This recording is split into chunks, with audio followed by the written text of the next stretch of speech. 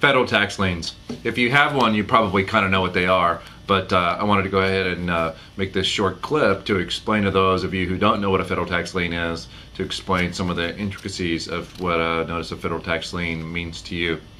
The notice of federal tax lien is notice to the world that you owe the tax, that you owe tax to the IRS that you have not paid, and it basically gets recorded in your local recorder's office. Some states call it something different, but it's in Florida we actually call it the clerk's office, and they're usually filed where land records are filed, and that's because the IRS is most interested in having that federal tax lien attached to your real property, your home, quite typically.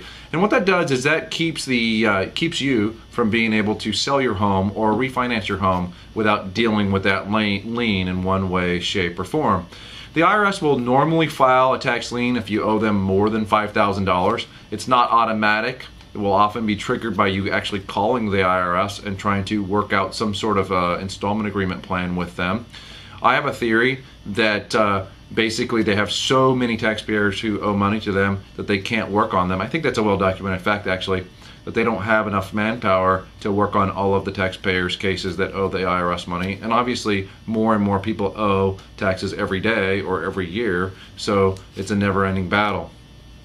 But when you call the IRS, it triggers them to take a look at your case, and a human being actually decides or makes a decision whether or not to file a tax lien. And typically, if you owe them more than $5,000, in my experience, they're going to go ahead and whack you with a federal tax lien, and there's not a lot that you can do about it. Interestingly enough, you cannot really appeal the filing of a federal tax lien before it's filed. You actually they let the horse out of the barn, and then they let you go ahead and file your appeal. And when you file such an appeal, appealing a notice of federal tax lien, you essentially only get to appeal that it was wrongfully filed, that it was not in the best interest of you or the government, or that they filed against the wrong person. You might think that you might get some traction in the argument that it's not in the best interest of you and or the government, but in my opinion, in my experience, that's not an argument that's going to win very often with the IRS.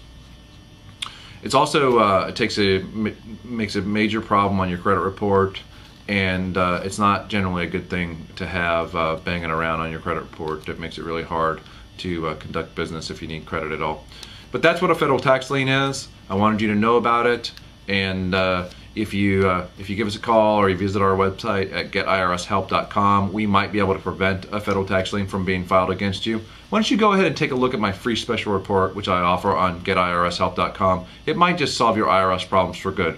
Thanks for watching.